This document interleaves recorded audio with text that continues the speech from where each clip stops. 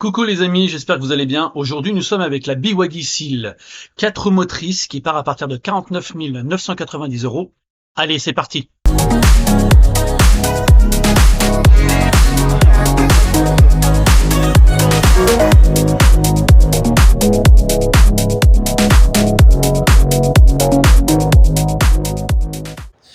Alors, les amis, là on est avec la BYD Seal 4 roues motrices.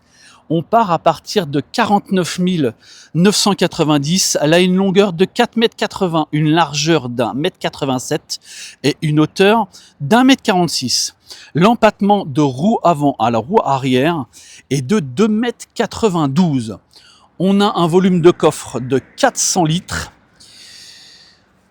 Les performances de cette voiture, donc en 4 roues motrices, c'est 390 kW, soit 530 chevaux. Elle a une batterie Blade de 82,5 kWh et le 0 à 100, elle l'atteint en 3,9 secondes. Les charges se font en 26 minutes de 30 à 80. Donc on va passer sur le coffre arrière pour vous montrer un peu le volume et je vous montrerai aussi la partie du coffre avant parce que cette voiture là a bien sûr un frunk. Allez, on attaque par le coffre avant, donc le frunk. Comme on peut s'apercevoir, vous avez deux gros vérins qui tiennent le capot avant et vous avez un frunk, un coffre avant. Là je mettrai moi mes câbles à l'intérieur. Ça évitera de les laisser traîner dans le coffre à l'arrière que vous verrez juste dans quelques instants. Je vous le montre tout de suite. Bon les amis, voici la partie arrière avec ses feux très allongés. Ici on peut s'apercevoir une espèce de fausse extraction d'air et vous avez un diffuseur arrière qui est assez énorme. Alors on attaque au niveau du coffre arrière, 400 litres. Alors, ne faites pas attention, on a nos affaires qui sont à l'intérieur. Donc là, vous avez un subwoofer qui est juste ici de Dynaudio, qui vous prend un peu de place. Ici, vous avez encore un tout petit double fond. Et juste en dessous, vous avez de quoi avoir un kit anti-crevaison. Donc c'est vrai que pour la voiture, on a l'impression que ça ne suffit pas. Il manquerait encore un petit peu de place, moi je trouve. Après, bon bien sûr, vous avez un coffre, un fermeture automatique. Et on peut s'apercevoir que cette voiture elle a une gueule à l'arrière qui est quand même hyper impressionnante avec ce diffuseur énorme que vous avez là, hein, juste ici, qui est quand même assez impressionnant. Ici, vous avez donc la caméra à l'arrière qui font que vous avez une caméra à 360 degrés sur cette voiture. Et si on se recule, qu'on puisse regarder un peu le profil du véhicule, il est quand même assez impressionnant. C'est une voiture qui est bien campée sur ses roues. Comme on peut s'apercevoir, ce sont des roues de 235/45 R19 Continental. La voiture est bien posée. Elle a franchement une ligne qui est quand même assez bestiale, je trouve, qui est plutôt pas mal. On a l'impression qu'ici, vous avez un petit peu des lignes de requin, je trouve, un peu des arêtes de lignes de requin qui sont juste là. Hein. Donc là, il ne faut pas oublier que vous avez des batteries qui sont des batteries Blade, qui sont juste sur cette partie-là, la partie basse. Hein. On arrive au niveau de la partie de la porte, la contre-porte avant, on peut s'apercevoir que vous avez quand même des beaux joints qui sont sur les portes, avec des joints assez épais de chaque côté, comme on peut s'apercevoir. Sièges électriques qui sont juste là avec les lombaires. On s'aperçoit que vous avez une pièce en aluminium avec marqué BYD dessus. On fait la contre-porte qui est juste là, qui est quand même plutôt molletonné, du Nubuck juste ici, le tweeter Dynaudio qui est juste là, bien sûr tous les réglages de la fenêtre et des fermetures centralisées juste ici. Ici vous avez l'ouverture du coffre électrique juste là, encore une enceinte, et bien sûr on vous laisse profiter de l'intérieur avec des sièges bien sûr qui sont perforés, qui sont chauffants et ventilés. On va passer à la place arrière. On place maintenant à la place arrière. De nouveau, même chose. On peut s'apercevoir que c'est exactement la même chose. Vous avez ici pour régler donc, la fermeture et ouverture des fenêtres, votre accoudoir, les deux enceintes, le tweeter et l'enceinte principale de Dynaudio qui sont juste ici. Un petit emplacement pour pouvoir mettre une bouteille. Le siège Alors le siège, je tiens à le dire, n'est pas réglé correctement parce que la voiture, du moment où elle est arrêtée, le siège se recule. Donc vous avez encore plus d'espace si la voiture était allumée et que la porte conducteur serait fermée. Donc vous avez quand même 2 rangements ici, de quoi mettre 2 téléphones, une poche aumônière, bien sûr, pas de tunnel de servitude. Donc ce qui veut dire que vous avez de quoi mettre une 3e personne juste là. Bon, après, on sait que l'assise serait quand même passablement plus dure au milieu, comme d'habitude. Un bel accoudoir avec 2 rangements pour les gobelets, plutôt très agréable. Et vous avez 2 prises juste à l'arrière qui est juste ici. Donc là, je vous laisse profiter de la ligne extérieure du véhicule qui a quand même une ligne assez incroyable. Alors bien sûr, les poignées de porte se rétractent. Là, on voit la face avant du véhicule avec les feux LED de jour qui sont allumés. Une face avant assez agressive aussi, plutôt assez impressionnante, avec une ligne quand même plutôt tirée à la serpe, je trouve. Mais elle est vraiment bien campée, cette voiture, sur ses roues. Là, on va passer sur la prise arrière du véhicule. Donc, cette voiture a une prise de 11 kWh intégrée et vous pouvez charger jusqu'à 170 kW sur une prise traditionnelle. Consommation mixte de 18,2, mais je suis sûr qu'on peut faire nettement mieux. Comme je vous disais, c'est de 10 à 80 en 37 minutes. Je sais que la moyenne, c'est pas tout à fait ça. On peut faire mieux. Bon, ça, c'est peut-être un des défauts aussi de la voiture. Mais malheureusement, on ne pourra pas faire autrement. Mais elle a une autonomie quand même WLTP de 520 km. Donc ça, c'est une moyenne. Donc dites-vous bien qu'à la vitesse traditionnelle, vous ne ferez pas plus de 400 km, 430 km. Allez, on passe côté passager maintenant. On passe pour voir la contre-porte qui est à peu près la même de l'autre côté. Il n'y a pas de toute différence. On voit bien que c'est plutôt motonné, c'est du cuir sur la partie haute. On voit aussi qu'il y a du nubuck sur la partie que vous voyez maintenant, avec un peu de noir laqué, je m'aperçois aussi, une belle poignée. Là, vous avez le tweeter, l'enceinte en bas, un audio. Là, vous avez de quoi poser votre bras sans aucun problème, c'est bien rembourré. Bien sûr, du plastique dur, comme beaucoup de voitures à l'heure d'aujourd'hui, pourtant, elle a un certain prix, cette voiture. On rentre à l'intérieur, comme on peut s'apercevoir. Alors, vous avez les sièges électriques comme de l'autre côté, pas mémoire, mais en tout cas électrique. Du nubuck sur le côté qui présente plutôt bien, les aérateurs qui sont juste ici, comme on peut s'apercevoir. Là, c'est plutôt molletonné sur la partie haute. Alors, on se retrouve à l'intérieur. Donc là, vous avez 2 chargeurs à induction. Si vous mettez votre téléphone, paf, ça charge directement. Au niveau de l'écran principal, je précise toujours que vous avez un écran qui pivote de 15,6. C'est ce qui fait le style de la voiture aussi à l'intérieur. C'est ce choix d'avoir un écran qui pivote directement. Vous avez un écran qui est très fluide avec Apple CarPlay et Android Auto à l'intérieur. Le GPS, je précise, n'a pas de planificateur, donc automatiquement et malheureusement, vous serez obligé pour l'instant d'utiliser vos applications. On a l'habitude de ça, donc ça ne devrait pas poser gros problème. Le véhicule est très bien fini. Vous avez un affichage tête haute qui est juste là. Alors je ne sais pas si on le voit, mais on voit un petit écran qui est juste ici, mais vous avez l'affichage qui est juste là. Vous avez un écran qui est juste en face de moi, juste là, où ça vous donne l'intégralité des données. Donc là, vous avez la consommation en kilowattheure, là, le nombre de kilomètres, le pourcentage de la batterie se trouve juste ici. Là, ça me donne qu'en fin de compte, il y a un petit souci sur le gonflage des pneus, mais c'est rien du tout. Voilà, là, c'est la consommation d'énergie. Le nombre de kilomètres qui me reste se trouve juste là, je vais y arriver. Voilà. Après, juste en haut, vous avez le mode normal, parce que je l'ai mis en mode normal, et la récupération d'énergie en height, parce que tout simplement, j'ai mis au maximum de ce que je pouvais. Si on prend sur le volant, on se trouve ici, c'est tout ce qui est commande, donc les modes. Ça, je dirais que c'est plus pour qu'on s'appelle pour la mode radio, etc. sur l'écran principal.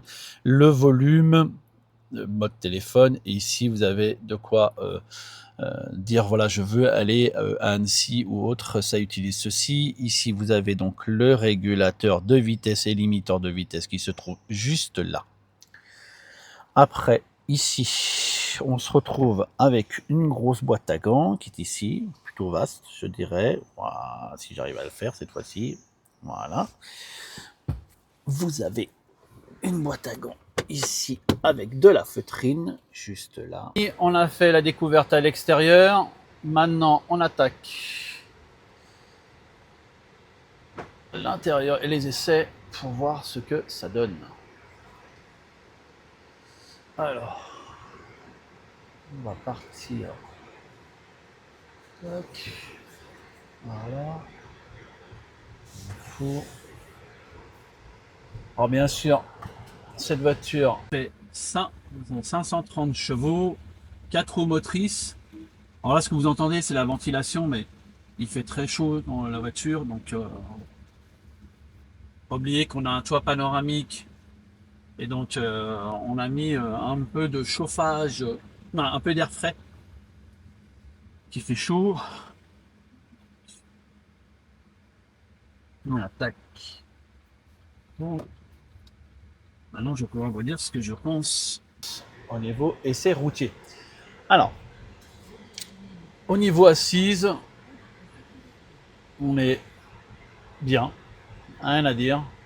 C'est une voiture qui fonctionne parfaitement bien, qui est très agréable. Pour ça, il n'y a rien à dire. On a les sièges qui sont ventilés sur cette voiture. Donc là, pour l'instant, je ne les ai pas mis, mais on les a essayés tout à l'heure. Ça fonctionne très bien. Et vous avez 2 positions. Donc là, vous avez assez de puissance. Voilà, pour accélérer, il n'y a pas besoin d'aller taper dedans. Aucun intérêt, mais bon, vous avez 530 chevaux, donc l'avantage, il est là. Là, sur l'écran, là, j'utilise mon Apple CarPlay à moi pour une simple, unique raison. C'est que sur cette voiture, vous n'avez pas de planificateur pour vos distances. Ça veut dire si vous rentrez à une destination, eh ben, vous n'aurez pas le planificateur qui vous dit à combien de batterie vous allez arriver jusqu'à votre recharge, etc., etc. Donc, on utilise bien souvent nos applications personnelles que j'ai moi, hein, j'en ai déjà utilisé vu que ce que je faisais, je formais mes chauffeurs à l'époque pour l'utiliser les applications tant qu'on n'en avait pas et savoir gérer correctement sa voiture. Là, au niveau assise, c'est plutôt agréable, il n'y a rien à dire, c'est plutôt bien. Vous avez plutôt tout à la main. Hein, la boîte de vitesse est là, vous avez 2 chargeurs à induction qui se trouvent juste ici. Donc sur ce niveau-là, il n'y a rien à dire. Le seul petit reproche que je peux encore faire à la voiture, et je le dis, ça fait pas la première fois que j'essaye des voitures en électrique. Bien sûr, si vous prenez une hybride rechargeable, vous aurez plus cet effet-là, mais de ne pas avoir un récupérateur d'énergie suffisant, je trouve. Si vous lâchez la pédale d'accélérateur, le véhicule va automatiquement freiner, mais pas jusqu'au zéro absolu comme un one pédale, ce qui est un tout petit peu dommage. Je trouve que c'est un peu dommage.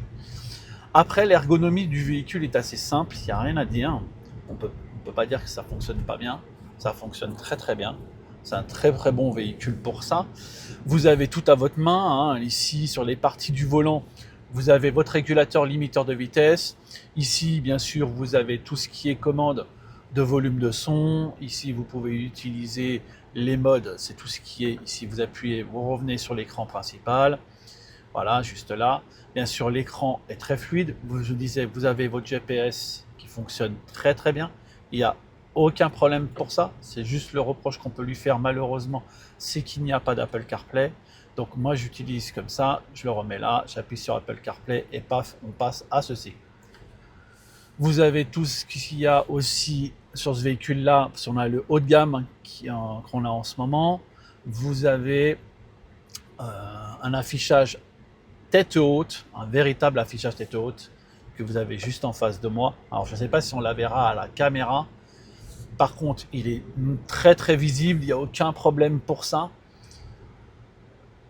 Franchement, c'est une bonne voiture qui marche très très bien. Faut pas oublier, on est quand même dans un niveau de prix plutôt haut de gamme. Voilà. Hein, BYD n'est pas ciblé dans le milieu de gamme, mais plutôt dans le haut de gamme. Donc là, on a un véhicule quand même très très bien équipé, qui fonctionne très bien. Au niveau silence à l'intérieur,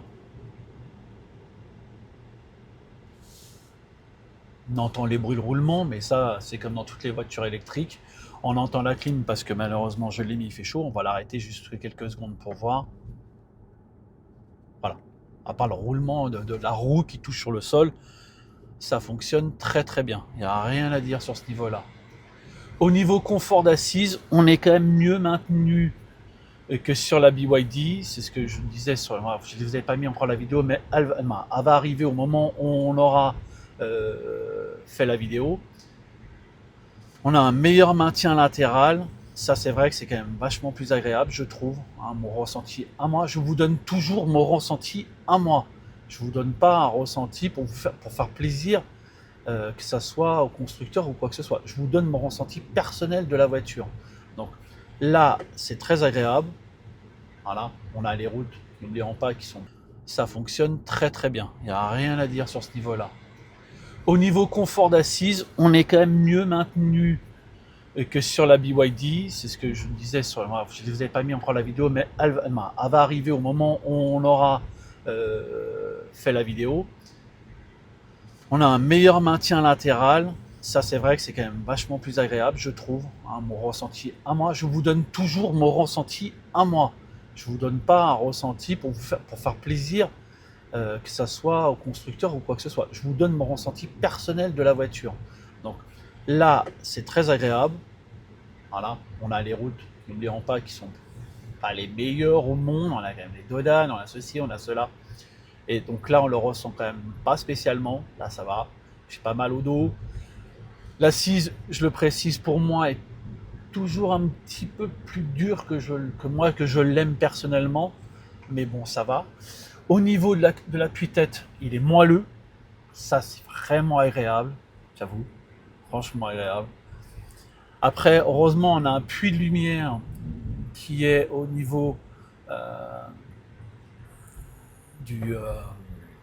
je vais y arriver à trouver ma phrase.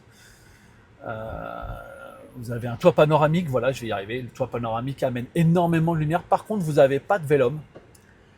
Donc, il y a intérêt à voir que la climatisation fonctionne très bien, parce que sinon, vous allez cuire, c'est clair. Je vous le dis tout de suite. Sinon, c'est un véritable four à l'intérieur. C'est du cuir. Heureusement qu'il y a des sièges ventilés qui sont à l'intérieur, et que l'hiver, il y a des sièges qui sont chauffants. Au niveau de la sensation, au niveau du volant, je dirais qu'elle réagit plutôt pas mal. Après, ce qu'on a pu remarquer, en tout cas à la conduite, c'est qu'il y a un temps d'attente entre le moment. Alors, je vais pas le faire là parce que ma caméraman, c'est quand même mon épouse. Si j'accélère comme un malade, elle va être plaquée, elle va avoir mal à la tête. Mais si j'accélère, on a un petit temps d'attente. Donc là, voilà. Entre deux, vous avez un temps d'attente. C'est pas vous avez la sauce tout de suite. C'est je mets le pied dedans, ça arrive, et après vous avez, quand ça pète, toute la puissance qui arrive. Donc là, vous avez les 530 chevaux qui arrivent tout de suite. N'oublions pas que le 0 à 100 est en 3 secondes 9 sur cette voiture, ce qui est déjà incroyable. On m'a dit, vous prenez n'importe quoi sur le marché à l'heure d'aujourd'hui, ça arrache. Bien sûr, si vous prenez, à part une Tesla et quelques voitures ultra sportives, mais personnellement, elle fait largement le job, très largement. C'est une voiture qui va faire, à mon avis, un carton, encore une fois, parce qu'elle a une gueule, un arrière hyper impressionnant, franchement, je vous le dis. Quand vous la voyez de l'arrière, elle est impressionnante, avec cet énorme diffuseur qu'il y a à l'arrière, c'est quand même assez incroyable. Je vous montre 2-3 petits détails au niveau de la charge, tant qu'on y est, on en profite. Je vais dans les réglages, je vais ici. Alors il faut aller chercher 2-3 informations, mais sinon, alors c'est ici au niveau énergie, consommation, voilà, ici. Là, vous avez la courbe de recharge que vous avez là. Donc moi, pour l'instant, alors j'ai fait 2-3 accélérations pour voir un peu ce que ça donnait. Et j'étais à 14,6, ben là voilà, je suis à 14,6. Si vous avez une éco-conduite, je précise bien, vous ferez beaucoup moins. Là, on est en train de faire un essai. Le but, et je le répète dans chaque vidéo, c'est que ce sont toujours des normes. 520 km en WLTP, ce sont une norme. Donc, on va dire qu'en moyenne, si vous faites un trajet sur autoroute à 130, alors pour moi personnellement, le 130, vous l'oubliez, j'ai toujours dit à mes chauffeurs que rouler à 120 avec un véhicule électrique, vous ne gagnerez pas plus si vous roulez à 130. Votre courbe d'énergie reste très linéaire et vous récupérez de l'énergie à 120 km/h. Donc, moi je dis, vous faites 520, vous ferez plutôt dans les 400 km avec cette voiture-là. Hein, peut-être plus, hein, c'est selon comment vous roulez, hein, je précise bien. Mais je dirais un bon 400 kg sur autoroute, à mon avis, les yeux fermés, je suis sûr et certain qu'on peut largement les faire. Au bout de 400 km, vous vous arrêtez. Bien sûr, n'attendez pas d'être à 0, ça sert à rien, ou même être à 10, ça sert à rien. Arrêtez-vous même un petit peu avant pour charger votre véhicule. Vous mettrez 26 minutes, n'allez pas jusqu'à 100. Ça ne sert strictement à rien. Vous faites un 30 à 80, c'est 26 minutes en charge rapide. Ça suffit amplement et vous pouvez repartir à votre destination. J'ai traversé l'intégralité de l'Europe pour faire des rallyes en e-rallye avec des véhicules électriques. Je suis jamais tombé en panne. Donc dites-vous que les premiers véhicules électriques, on est parti en République tchèque, on a fait l'Italie, on a fait le rallye du Mont Blanc, on a fait le rallye du Monte Carlo, l'Espagne, le Portugal. Donc je peux vous dire que vous tombez en panne avec un véhicule électrique, c'est à mon avis très très rare. Ceux qui tombent en panne, ça peut arriver, je ne dis pas le contraire, mais normalement, vous ne tombez pas en panne. L'avantage aussi de cette voiture, c'est que vous avez un écran qui est devant vous. N'oublions pas qu'on a déjà fait l'essai sur notre chaîne de la Model 3. Vous n'avez pas d'écran devant vous. Vous avez juste cet écran-là. Bien sûr, cet écran-là, vous pouvez le tourner. Il n'y a pas de problème sur ce niveau-là. Là, c'est à mon avis, il faut que je fasse comme ceci. Par contre, quand vous avez l'Apple CarPlay, si je viens de mal apercevoir, vous pouvez pas tourner l'écran. Ça, c'est pour ça un petit peu dommage. Voici. Voilà, faut peut-être refaire comme ça. Non, voilà. Dès que vous appuyez sur l'Apple CarPlay, l'écran se remet automatiquement dans cette position-là. Ce qui est un petit peu regrettable. Donc je reviens à ce que je disais, vous avez par rapport à la Model 3 deux choses. Vous avez un écran en face de vous, derrière le volant, et là vous avez un affichage tête haute. Je ne sais pas pourquoi Tesla ne veut pas en entendre parler, ça ne l'intéresse pas. Pour lui, il utilise ici, ça suffit. Je trouve ça un peu dommage, vous n'êtes pas obligé d'avoir un écran derrière vous, mais s'ils avaient mis un affichage tête haute, franchement ça aurait été le top. Franchement pour ça on ne peut rien dire. Après, la voiture par elle-même fonctionne très bien, elle est silencieuse, elle marche très bien pour l'essai qu'on est en train de faire. Il faudrait que je fasse un essai beaucoup plus long pour vous dire comment ça fonctionne, faire une très longue distance, mais le véhicule est très agréable. Je ne sais pas comment est à l'arrière. Comment est à l'arrière? C'est top. Donc voilà, il y a de l'espace. On a de l'espace aux jambes, à l'arrière, c'est ce que je vous disais. Le siège, quand vous montez à l'intérieur, avance. Il garde en mémoire votre siège tel que vous l'avez déjà réglé pour que vous puissiez sortir. Il recule pour que vous puissiez sortir plus facilement. Bien sûr, on peut s'apercevoir que sur le côté, ici, vous n'avez pas de poignée. C'est ce qui est un petit peu dommage, je trouve. Ça, c'est un petit peu regrettable. De chaque côté, de l'autre côté, vous avez, et même derrière, vous avez des poignées pour vous tenir. Ici, c'est dommage, il n'y a rien. Après, vous avez bien sûr ici, avec un miroir de courtoisie. Coucou. Voilà. Et puis après, que vous dire? On va faire maintenant quelques vidéos extérieures pour montrer le véhicule en mouvement. Tant que j'y suis, je profite pour remercier la concession BYD. Ça fait la deuxième fois qu'on fait un essai en 2 semaines.